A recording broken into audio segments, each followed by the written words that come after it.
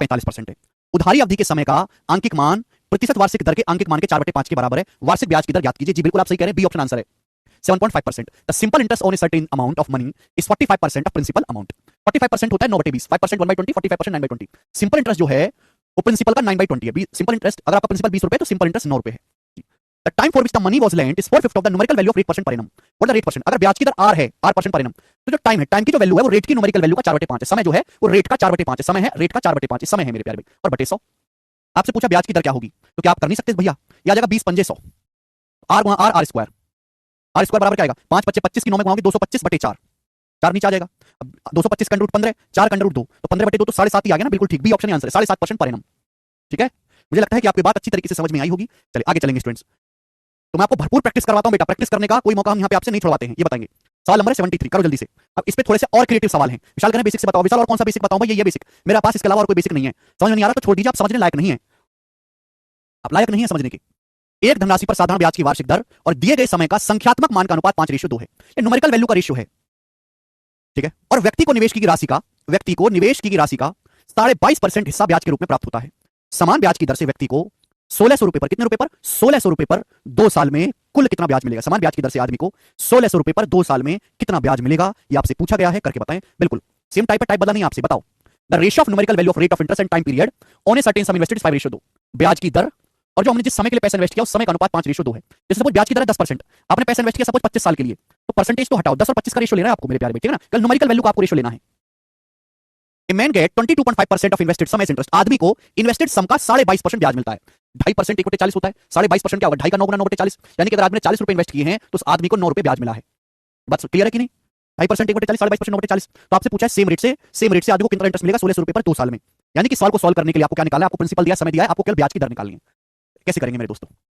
Simple interest बराबर principal गुणा rate गुणा टाइम बटे 100। ये रेट और टाइम का रेशियो है मेरे दोस्तों 5:2। ठीक है प्यारे, चाहे तो आप x मान के कर लो, चाहे तो आप x मान के कर लो, छापिए, मुझे उसमें कोई बुराई नजर नहीं आ रही मेरे दोस्तों, ठीक है ना।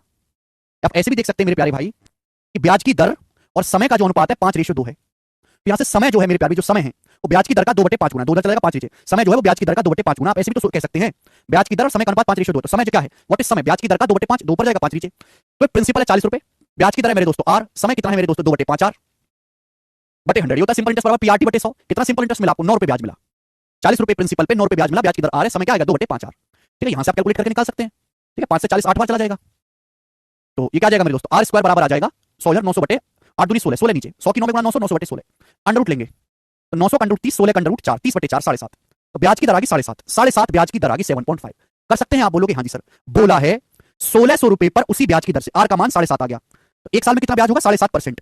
पूछा 2 साल में कितना ब्याज मिलेगा, तो मल्टीप्लाई बाई 2, ये आपको ब्याज मिलेगा मेरे प्यारे भाई, ठीक है ना। ये पूछा है 1600 रुपए पर उसी ब्याज की दर से, तो मैंने क्या निकाला? ब्याज की दर निकाली। ब्याज की दर आ गई 7.5, 7.5% ब्याज की दर से r की न्यूमेरिकल वैल्यू आई है। ब्याज तो परसेंटेज में होता है 2 साल में, एक साल में 7.5% ब्याज है, 2 साल में होगा 7.5 दूनी 15%। तो 1600 रुपए का 15% क्या होगा? परसेंटेज से 2 जीरो कट गया, 240, 16 गुणा 15, 240 सवाल का आंसर है। बिल्कुल बेसिक सवाल, ठीक है। मुझे लगता है स्टूडेंट ये बात आपको अच्छी तरीके से समझ में आई होगी। ये सवाल नंबर 73 है। हम लोग लेंगे बच्चे सवाल नंबर 74। बनाओ कौन इस क्वेश्चन को करेगा।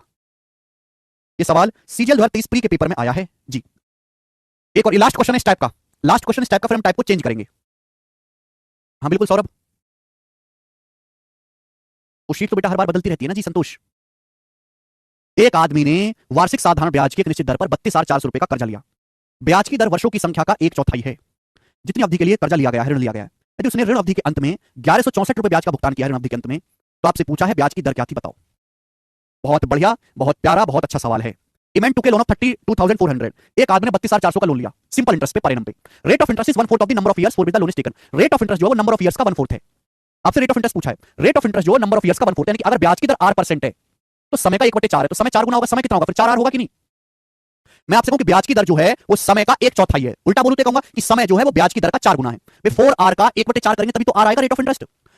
If the he paid 11,664 as interest, आदमी ने कितना इंटरेस्ट पे किया? 11,664 रुपए इंटरेस्ट पे किया है लोन पीरियड के एंड में। रेट ऑफ इंटरेस्ट बताओ, उल्टा सोचना है मेरे प्यारे भाई, ठीक है ना।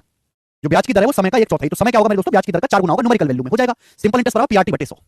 11,664 आपका सिंपल इंटरेस्ट है, प्रिंसिपल है बच्चों 32,400, ब्याज की दर r% है, समय कितना है? 4r बटे 100। I have to just do this calculation, 2 zero से 2 जीरो कैंसिल आउट हो जाएगा, 4 से जाना ही जाना है, 4 दूनी 8, 8 का 3 4 नाम 36 और 16, 324 से कितनी बार जाएगा मेरे दोस्तों? ये 9 बार जा रहा है क्या? 27 और 216 9 बार जा रहा है, 324 से 9 बार। r स्क्वायर 9 आ गया, r स्क्वायर बराबर 9, तो r की वैल्यू आ गई 3, r का मान 3 आ गया, ब्याज की दर 3% पर एनम, पहला ऑप्शन। ब्याज की दर 3% पर एनम है। क्या बच्चों अब आप इस टाइप के सवालों को कर लोगे? देखो इतना सिंपल टाइप पर भी मैंने आपको 1 2 3 4 5 6 7 सवाल प्रैक्टिस कराए। अगर कोई बालक 7 सवाल एक टाइप पर सीख के ना भी नहीं समझ पा रहा है तो उसका समझना भैया नामुमकिन है। उसको समझने के लिए बहुत ज्यादा समय चाहिए, और इतना समय चाहिए कि जब तक वो सीखेगा तब तक वो ओवर एज हो जाएगा, उसकी उम्र बीत जाएगी एग्जाम देने की, तो उससे बढ़िया वो ना ही समझे, वो छोड़ दे। ठीक है, चलें अगला क्वेश्चन मेरे प्यारे भाई। देवेश जी यही बेसिक है, सिंपल इंटरेस्ट बराबर पीआरटी बटे 100 फॉर्मूला लगाया है जी। आगे चलेंगे, नेक्स्ट क्वेश्चन है भाई आपके सामने यहाँ पर 75। एक ही सवाल कराऊंगा, फिर आपके सामने अगला टाइप आएगा बहुत भयंकर, ऐसा टाइप आएगा भयंकर कि मजा ही आ जाएगा बच्चों को। करिए सवाल नंबर 75 बनाएं।